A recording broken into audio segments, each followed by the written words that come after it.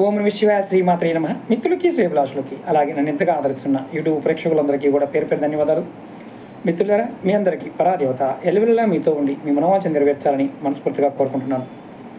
ఈరోజు మనం రావణ సైత నుండి రావణాసురుడికి సాక్షాత్తు శివభగవానుడు మగవారు ఏం చేయకూడదు, ఏం చేస్తే నష్టపోతారు అనే విషయాన్ని రావణ సైతుడు చూడడం జరిగింది. ఇది దేవతలకు కూడా తెలియని విషయాలని రావణాసురుడికి శివభగవానుడు చూడడం జరిగింది. ఇది చాలా అతి పురాతనమైన గ్రంథం. మానవుడు సంపద కోసము, ఆయుష్ కోసము, ఆరోగ్యం కోసము, తంత్ర మంత్రాల కోసం ఏం చేయాలో ఈ గ్రంథంలో వివరణ చాలా అద్భుతంగా ఉంది. మనం చాలా వీడియోలు చెప్పుకున్నాం. ఈరోజు వీడియోలో మీకు రావణాసురుడికి శివుడు ఎలా చెప్పాడు, ఏం చెప్పాడు, మనం ఏం చేయాలి, మనం ఏం చేయకూడదు అనే విషయాన్ని ఈ వీడియోలో తెలియజేస్తాను. అలాగే మీకు ఈ వీడియో నచ్చినట్లయితే లైక్ చేయండి, ఛానల్ సబ్స్క్రైబ్ చేసుకోండి, పక్కనే ఉన్న గంట సింబల్ని యాక్టివేట్ చేసుకొని 10 మంది మిత్రులకి ఈ వీడియోని షేర్ చేయండి. ఒకరోజు రావణాసురుడు మధ్యాహ్నం పూట నిద్రపోతున్నాడు. శివభగవానుడు రావణుడు నిద్రపోతున్న ఇంట్లోకి ప్రవేశించాడు. అది రావణుడు చూశాడు. చూసి స్వామివారికి కాళ్ళ మీద పడి సాష్టాంగ నమస్కారం చేశాడు. తర్వాత నేను చేసిన తప్పు స్వామి, నన్ను క్షమించు అని చేతులు జోడించి శివభగవాన్ని వేడుకున్నాడు. అప్పుడు స్వామివారు ఏం చెప్పాడంటే, మానవ జన్మ సాధించడం చాలా కష్టము, ముఖ్యంగా అలాంటి సమయాలలో తెలివితేటలు పగటికల్ల కనడం విలువైంది కాదు అని శివభగవానుడు బదిలిచ్చాడు. అంటే మనం కష్టపడవలసిన సమయంలో నిద్రపోతూ ఉంటే, పగటికల్ల కంటూ ఉంటే అది సరైన వ్యక్తులు చేసే పని కాదు అని రావణాసుడికి శివభగవానుడు చెప్పడం జరిగింది. అలాగే రావణుడు అంటే శివభగవాన్ని వేడుకున్నాడు. ఏమనంటే, స్వామి నా మీద కరుణ చూపించు, నేను చేసిన నేరాన్ని క్షమించు అని కోరాడు. రావణుడు శివుడిని ఏ అవాంఛ్యమైన అంటే మంచి పనులు, చెడు పనులు పాయింట్ ఆఫ్ వ్యూలో నువ్వు ఇలాంటి పనులని వదులుకోవాలి, ఆ వదులుకోవాల్సిన పనులేంటో నీకు చెప్తాను అని స్వామివారు సాక్షాత్తు శివభగవానుడు రావణుడికి చెప్పడం జరిగింది. ఇక్కడ మనం విషయం అర్థం చేసుకోవాల్సింది ఏంటంటే, రావణుడు ఎవరో కాదు, మనలో ఉండే అహంకారమే. స్వామివారు చెప్తున్నాడు ఏమనంటే, దేవతలకు కూడా నేను చెప్పబోయే విషయాలు, దాచబడిన విషయాలు, అలాంటి విషయాలు నీకు నేను ఈరోజు చెప్తున్నాను. నేను నీకు చెప్పేది జాగ్రత్తగా, చాలా జాగ్రత్తగా విను. నేను చెప్పేది అంగీకరించిన వాడు తప్పుల భారం నుండి విముక్తి పొందుతాడు అని శివభగవానుడు చెప్పడం జరిగింది. అంటే మనం మగవారు ఏ తప్పులు చేయకూడదో ఆ విషయాన్ని రావణ సహితలో రావణాసురుడికి శివభగవానుడు చెప్పడం జరిగింది. రావణాసురుడు అద్భుతమైన తంత్ర గ్రంథాలు రాశాడు. కుమారతంత్రం, ఉడ్డీస తంత్రం, జ్యోతిష గ్రంథాలు, అలాగే అర్కశాస్త్రం, ఆయుర్వేద సంబంధం చాలా అంటే చిన్నపిల్లలకు వచ్చే రోగాల గురించి కూడా చాలా అద్భుతమైన గ్రంథాలు రాయడం జరిగింది. మీకు అన్నీ కూడా ముందు ముందు నేను వివరిస్తాను. ఇది మీకు ఎందుకు చెప్తున్నానంటే, సాక్షాత్తు శివభగవానుడు రావణుడి పేరుతో పురుషుడు, మగవాడు ఏ పనులు చేయకూడదు అనేది చెప్పడం జరిగింది. అది మీ అందరూ తెలుసుకుంటారని, ఇది అతి పురాతనమైన గ్రంథంలో ఉన్న గొప్ప తాంత్రిక మర్మాలు కాబట్టి ఇది మనందరం ఆశ్రయించి ఖచ్చితంగా ఆ శివభగవానుడు యొక్క ఆయన మనకి ఇచ్చిన అద్భుతమైన ఈ అవకాశం మనం మన తప్పులు అంగీకరించి మనం ఎప్పుడైతే ఇది వింటున్నామో దానివల్ల స్వామివారు చెప్పింది ఒకటే, నేను చెప్పేది అంగీకరించేవాడు తప్పుల భారం నుండి విముక్తి పొందుతాడు అని రావణాసురుడు చెప్పడం జరిగింది. అంటే మనందరం కూడా ఇది వినడం వల్ల తప్పుల భారం నుండి విముక్తి పొందుతాము. మనం ఇప్పుడు దాకా చాలా తప్పులు చేస్తుంటాం. ఆ తప్పులన్నీ కూడా విముక్తి పొందడానికి ఈ గ్రంథంలో స్వామివారు చెప్పారు. మీకు నేను పాయింట్ టు పాయింట్ చెప్తాను, మీరు కొంచెం ఓపికగా వినండి. కొంచెం లెంతీగానే ఉంటుంది, కానీ ఇది మీరు మీ కుటుంబ సభ్యులకు కానీ మీ మిత్రులకు కానీ ఎంతమందికి మీరు ఈ విషయాన్ని షేర్ చేయగలిగితే వారి జీవితాలు ఆ శివభగవానుడి యొక్క మనకి ఆయన ఇచ్చిన ఈ గొప్ప అవకాశం, ఆయన ఇచ్చిన గొప్ప గొప్ప గొప్ప తాంత్రిక పరిహారాలు ఇందులో దాగి ఉన్నాయి కాబట్టి మీరు ఫార్వర్డ్ చేయండి. మొట్టమొదటిగా, ఎవరైనా మగవారు మండుతున్న దీపాన్ని నోటితో ఆర్పకూడదు. అసలు నోటితో ఆర్పకూడదని చెప్తారు. ఇది ఎక్కడ ఉందయ్యా? రావణుడికి శివభగవానుడు చెప్పినట్టుగా రావణ సీతలో ఉంది. అలాగే ఉపవాసం ఉన్న రోజు, చాలామంది ఉపవాసం చేస్తుంటారు కదా, ఆ రోజు మనం ఏ దేవత కోసమైతే పూజిస్తున్నామో ఆ దేవత ఉపవాసం చేసే వ్యక్తి శరీరంలో నిలిచి ఉంటుంది. అందువల్ల ఉపవాసం రోజున ఒకరు ఎవరైనా సరే శుభ్రంగా ఉండాలి, స్నానం చేయాలి, అలాగే నేలపైన పడుకోవాలి, అలాగే స్త్రీ వ్యామోహం ఉండకూడదు. అంటే ఎవరైనా తెలిసి కానీ తెలియక కానీ ఉపవాసం ఉన్న రోజున శారీరకంగా కలవకూడదు, దూరంగా ఉండాలి అని చెప్పారు. అలాగే పండ్లు ఆహారం తీసుకుంటూ కొంతమంది బ్రాహ్మణులకు కూడా దానం చేస్తే, అంటే మామూలుగా మనం పలరసాలు లాంటివి ఇలాంటివి తీసుకోవచ్చు. అలాగే బ్రాహ్మణులకి ఈ ఉపవాసం ఉండి దానం చేస్తే ఎవరైతే మనం ఉపవాసం ఉన్న దేవత ఉందో ఆ దేవత సంతోషించి ఆశీర్వాదాన్ని ఇస్తుంది అని శివభగవానుడు రావణుడు చెప్పడం జరిగింది. అలాగే స్నానం గురించి కూడా ఒక అద్భుతమైన విషయం చెప్పారు. అన్ని లోహాల్లో రాగి అత్యంత స్వచ్ఛమైనదిగా పరిగణిస్తారు. ఎవరైనా సరే, ఆడైనా మగైనా సరే, రాగి పాత్రలో నీరుతో స్నానం చేసినప్పుడు దాని ప్రభావం పవిత్ర గంగా నీటితో సమానంగా ఉంటుంది. మనం రోజు రాగి చెంబుతో కానీ రాగి లోటాతో కానీ స్నానం చేసినట్లయితే మనం గంగా నది నీటిలో స్నానం చేసినట్లే ఉంటుందని శివభగవానుడు రావణుడు చెప్పడం జరిగింది. మనం కాపర్ బాటిల్లో నీళ్ళు తాగుతూ ఉంటాం, కానీ స్నానం కూడా కాపర్తో వాడితే గంగలో స్నానం చేసిన ఫలితం వస్తుంది. అలాగే స్వామివారు చెప్తున్నాడు, ఓ రావణ, ఇక్కడ ఉపవాసం ఉండటం, అలాగే మరణించిన పూర్వీకులకు గౌరవించటం, అంటే మనం చనిపోయిన వారికి వారిని పూజించటము, గౌరవించడం అంటే పిండ ప్రదానాలు, వారి మాసికాలు ఇలాంటివి చేయటం. ఇలా చేయటం వల్ల వారు అద్భుతమైన వారి ఆశీర్వాదం కూడా లభిస్తుంది అని స్వామివారు చెప్పడం జరిగింది. అంటే పెద్దల పట్ల మనం నెగ్లిజెన్సీగా ఉండకూడదు, ఉంటే నష్టపోతాము అని స్వామివారు డైరెక్ట్గా రావణాసురుడు చెప్పడం జరిగింది. అలాగే ఎవరైనా మీకు తెలిసిన వారు కానీ తెలియని వారు కానీ, అంటే ఎవరైనా మీకు సడన్గా కనిపించారు, మిమ్మల్ని నేను ఈ కార్యార్థిని నేను అడుగుతున్నాను అని మిమ్మల్ని వారు అడిగినప్పుడు వాళ్ళ విశ్వాసం, అంటే వాళ్ళు మంచి వాళ్ళ చెడ్డవాళ్ళ అని మీకు అర్థమవుతుంది. వారికి మీకు చేతనైనప్పుడు సహాయం చేయాలి, అంతేగాని వారిని చూసి హేళన చేయకూడదు.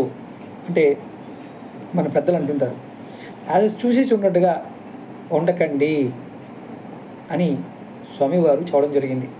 ఇది దానం గురించి మనం, అంటే ఎదుటి వ్యక్తుల్ని మనం తప్పుగా చూడవద్దు అని చెప్పడం కూడా దీని అర్థం. అలాగే స్వామివారు చెప్పారు, రావణాసుడికి, అంటే రావణుడు విష్ణువు ద్వేషి. ఆ విష్ణు ద్వేషి అవడం వల్ల స్వామివారిని, అంటే శ్రీమన్నారాయణ ఎప్పుడు తను ద్వేషిస్తూ ఉంటాడు. అప్పుడు శివభగవాన్ చెప్తున్నాడు, నువ్వు ఏ పని చేసినా నారాయణ అంటే దేవుడు నామం చెయ్యి. ఏ దేవుడు నామం చేయొచ్చు. మీరు ఏ పని మొదలుపెట్టినా మీరు దేవుడు నామాన్ని చేస్తూ ఉంటే నీ పైన ఎటువంటి నింద రాదు, అట్లాగే నువ్వు బాధ నుండి విముక్తి పొందుతావు అని రావణుడికి చెప్పడం జరిగింది శివుడు. అంటే అర్థం ఏంటంటే, మనమైనా సరే ఏ పని మొదలుపెట్టినా ఈశ్వర నామంతో, ఇష్టదైవ నామంతో చేస్తూ ఉంటే చెడు మనకి నిందలు రావడం కానీ బాధలు రావడం కానీ ఉండవు. అలాగే ఇంకొక మాట కూడా చెప్పారు స్వామివారు, భోజన సమయంలో మాట్లాడటం తప్పనిసరి అయితే తప్ప ఎవరి గురించి కూడా చెడుగా మాట్లాడద్దు, అలాగే అబద్ధం మాట్లాడద్దు. భోజన సమయంలో ఈ రెండు చేయకూడదని చెప్పారు. అలా చేస్తే నష్టపోతారు అని స్వామివారి మాట. అలాగే పెళ్ళైన వాడు భార్యని ఉద్దేశించి కఠినమైన పదాలు, అంటే బూతులు అలాగే ద్వేషపూరితమైన మాటలు మాట్లాడకూడదు. ఏ మగాడైతే భార్య గురించి కఠినమైన బూతులు మాట్లాడతాడో, ద్వేషపూరితమైన మాటలు మాట్లాడతాడో వాడు ఎంత గొప్పవాడైనా నష్టపోతాడు అని స్వామివారి మాట. ఎందుకంటే భార్య గురించి తన చుట్టూ ఉన్న వారి దగ్గర కొంతమంది వాగుతూ ఉంటారు, అంటే చెడుగా మాట్లాడుతూ ఉంటారు, అలా ఇలా అని. అలా మాట్లాడకూడదు. ఎందుకంటే భార్య భర్తకి మొదటి శ్రేయోభిలాషిగా ఉంటుంది అని సాక్షాత్తు శివభగవానుడు రావణుడు చెప్పడం జరిగింది. అలాగే ఉదయం నుండి రాత్రి వరకు ఒక వ్యక్తి తన ఇంటి గడప మీద పని లేకుండా కూర్చుంటే అతను పుణ్యకార్యాల ద్వారా సంపాదించిన సంపద మొత్తం క్షీణిస్తుంది. అలాగే అలా గుమ్మాల మీద కూర్చునే వారికి అప్పులు పెరుగుతాయి. చాలామంది గ్రామీణ ప్రాంతాల్లో సాయంత్రం అవగానే, ఇక ఉదయము సాయంత్రం ఏముండదు, గుమ్మాల మీద కూర్చొని మీటింగ్ పెడుతూ ఉంటారు. చాలా వీడియోలో చెప్పాను. ఇది నేను చెప్పే మాట కాదు, సాక్షాత్తు శివభగవానుడు చెప్పిన మాట. పని పాట లేకుండా గుమ్మాల మీద కూర్చోకూడదు. కూర్చుంటే మీరు ఎన్ని పుణ్యకార్యాలు, ఎన్ని గుడులు తిరిగినా, ఎన్ని పూజలు చేసినా, ఎన్ని వ్రతాలు చేసినా మీ సంపద క్షీణిస్తుంది. అలాగే అప్పులు పెరుగుతాయి. ఇది కూడా గుర్తుంచుకోవాల్సిన విషయం. ఈ మాటలు విన్న రావణాసుడు ఏమైందంటే ఏడవడం మొదలుపెట్టాడట. స్వామి, నాకు ఇవన్నీ తెలియదు, నన్ను కరుణతో నన్ను కరుణించు అని శివభగవాను బాధగా వేడుకోవడం జరిగింది. మనందరం కూడా ఇప్పటి వరకు కనుక ఇలాంటి విషయాల్లో తప్పులు చేసి ఉంటే ఆ శివభగవాను మనస్ఫూర్తిగా స్వామి, నా నీచత్వం కారణంగా నువ్వు నాకు ఇంత గొప్ప విషయాన్ని చెప్పావు అని అనుకొని అంగీకరించి ఇక నుంచి ఇలాంటి మాటలు నేను మాట్లాడను, నైతికంగా నేను జాగ్రత్తగా ఉంటాను, నా జీవిత సాగరాన్ని దాటడానికి నాకు సహాయపడు అని మనం కూడా రావణాసుడిలాగా వేడుకోవాలి. ఇలా చేయటం వల్ల ఖచ్చితంగా శివుడు మనని అర్థం చేసుకొని మనకి మంచి ఆలోచనని కలగజేస్తాడు. అలాగే స్వామివారు ఇంకా చాలా మాట చెప్పాడు, మీకు చెప్తాను. ఎవరైనా సరే మిమ్మల్ని స్వామివారు చెప్పిన మాట, మీరు ఆహారం అడిగితే, అంటే మీకు ఏ జంతువుకైనా పక్షికైనా మనిషి అయినా సరే ఎవరైనా నిన్ను ఆహారం అడిగితే ఆ వ్యక్తిని కానీ ఆ జంతువుని కానీ తక్కువ చేసి చూడొద్దు, అంటే చీపో అనకూడదు అని అర్థం. అలాగే స్వామివారు ఇంకేం చెప్పారంటే, ఒకరి కోరికని మరొకరు కోరికని నెరవేరుస్తూ ఈ ధర్మం భూమిపైన ఎవరైతే పాటిస్తారో, అంటే ఎవరైనా నిన్ను అడిగినప్పుడు వారికి సహాయం చేస్తూ ఆ సహాయాన్ని నువ్వు నీ పిల్లలకి వాళ్ళకు కూడా ముందుకు తీసుకెళ్తూ ఉంటే ఎవరైతే సహాయం పొందారో వారు ఆనందంలో భగవంతుడిని కోరుకుంటారట. ఏమని? నాకు ఈ వ్యక్తి సహాయం చేశాడు, బాగుండాలని. అలా వాళ్ళు అనుకోవడమే భగవంతుడు ఆనందించినంత గొప్ప విషయమని స్వామివారు చెప్పారు. అంటే ఎవరైతే వ్యక్తి అది తీసుకొని ఆనందపడతాడో ఆ ఆనందము సాక్షాత్తు భగవంతుడే ఆనందాన్ని పొందినట్లుగా మనం భావించాలి. అది కూడా స్వామివారు చెప్పారు. అలాగే ఎవరినైనా సరే ఇంకొక గొప్ప విషయం చెప్పారు, ఎవరిని యాచించవద్దు, అడుక్కోవద్దు. స్వామివారు ఇంకో మాట కూడా చెప్పారు, అప్పు తీసుకోవద్దు, దొంగిలించవద్దు. ఎప్పుడూ కూడా సర్వశక్తివంతుడైన ప్రభువు అంటే శివుడు తన దయతో మీకు ఇచ్చిన దాన్ని సంతృప్తిగా ఉండండి అని స్వామివారు రావణాసుడు చెప్పాడు. అంటే మనకి చెప్పిన మాట అది. అప్పు తీసుకోవద్దు, అడుక్కోవద్దు, దొంగతనం చేయొద్దు. సర్వశక్తివంతమైన ఆ దేవుడు, మనం మొక్కిన దేవుడు, మనం మొక్కుతున్న దేవుడు దయతో నాకు ఇచ్చిన దానితో సంతృప్తి చెందుతున్నాను అని భావించగలిగితే నీకు అదృష్టం కలిసి వస్తుందయ్యా అని రావణాసుడికి శివుడు చెప్పడం జరిగింది. ఇక్కడ ఈ విషయాన్ని రావణుడు విన్న తర్వాత స్వామిని శివభగవాన్ని తలుచుకొని తన అజ్ఞానాన్ని తొలగించమని కోరాడు. అంటే అర్థం ఏంటంటే మనం విన్న తర్వాత అయినా సరే మనం కూడా ఈ అజ్ఞానాన్ని తొలగించమని కోరుకోవాలి. అలాగే స్వామివారు కంటిన్యూ చెప్తూ వస్తున్నారు,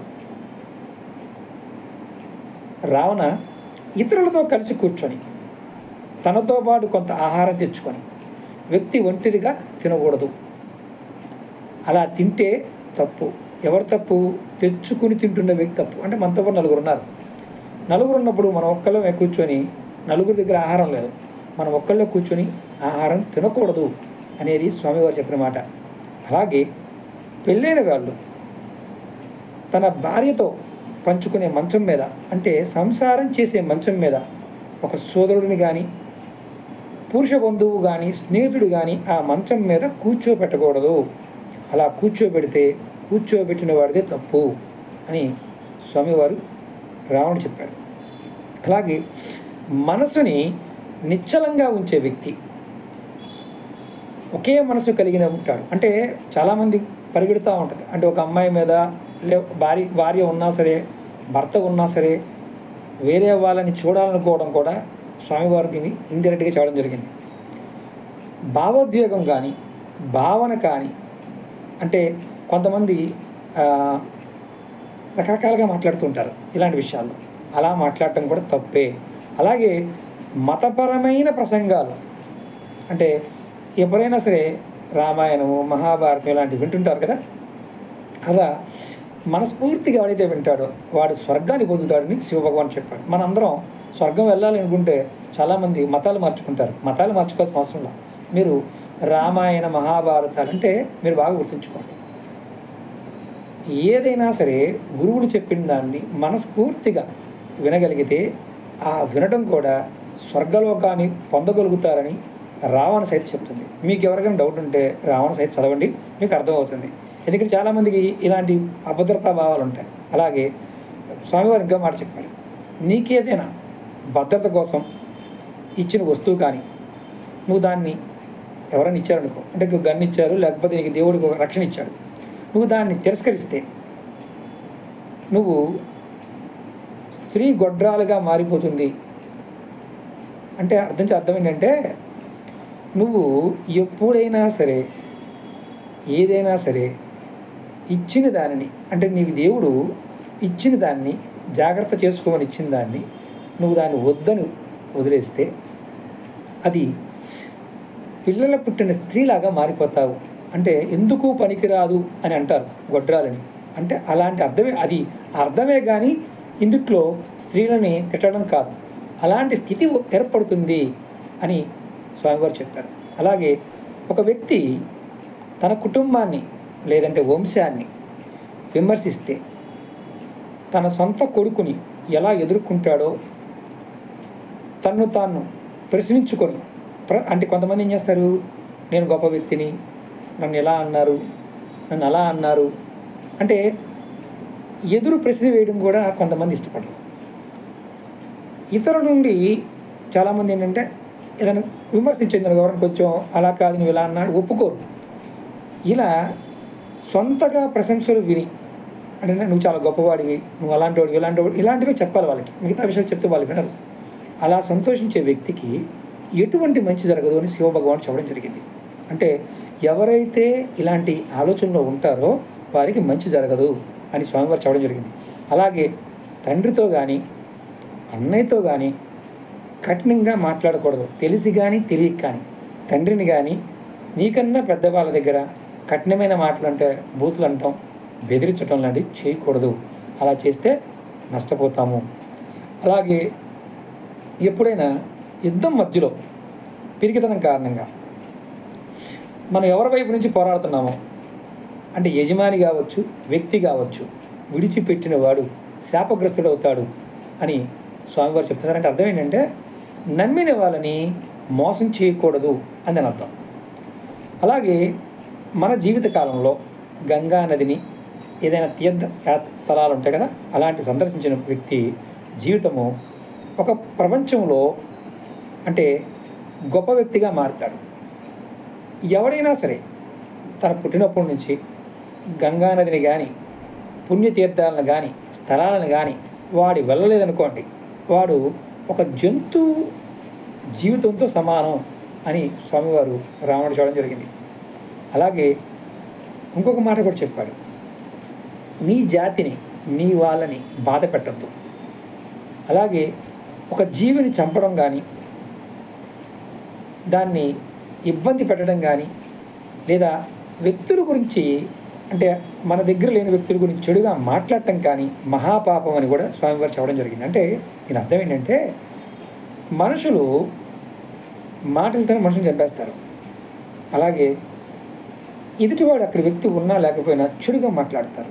ఎవరైతే అలా మాట్లాడతారో వాళ్ళు పాపాత్ముల కింద లెక్క అని శివభగవానుడు రావడం చూడడం జరిగింది. అలాగే సంతానం లేని మనిషికి తన కుటుంబాన్ని, వంశాన్ని కొనసాగించడానికి ఈ ప్రపంచంలో చోటు లేదు అని కూడా చూడడం జరిగింది. అంటే అర్థం ఏంటంటే, పిల్లలు లేని వాళ్ళు వారి మరణించిన తర్వాత వారి పూర్వీకులకి తర్పణాలు పెట్టడానికి కూడా ఎవరు ఉండరు. అంటే చనిపోయిన వారి ఆత్మలు శాంతింపజేయడానికి ఎవరు ఉండరు. కాబట్టి ఈ మాట స్వామివారు చెప్పడం జరిగింది.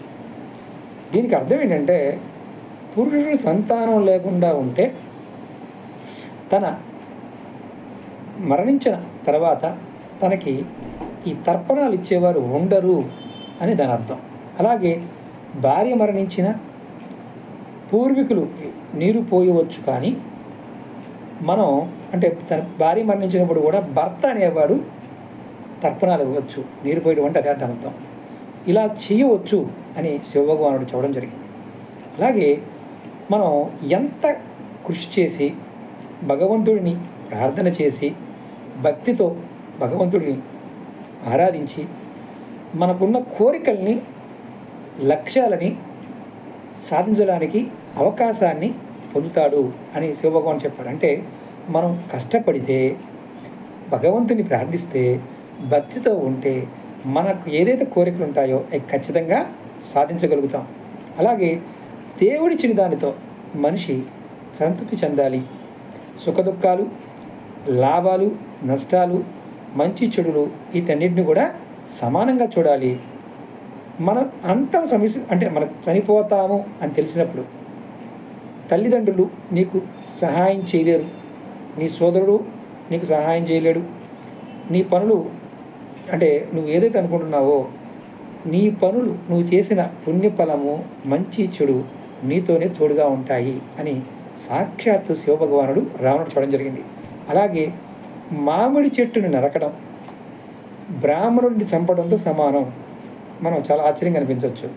అంటే మనం మామిడి చెట్టు మామూలుగా చాలామంది పెద్దగా పట్టించుకోరు, కానీ మామిడి చెట్టు కూడా దేవతా చెట్టే, అది సాక్షాత్తు శివభగవానుడు చెప్పాడు. అలాగే మనం ఏం చేస్తే మంచిది?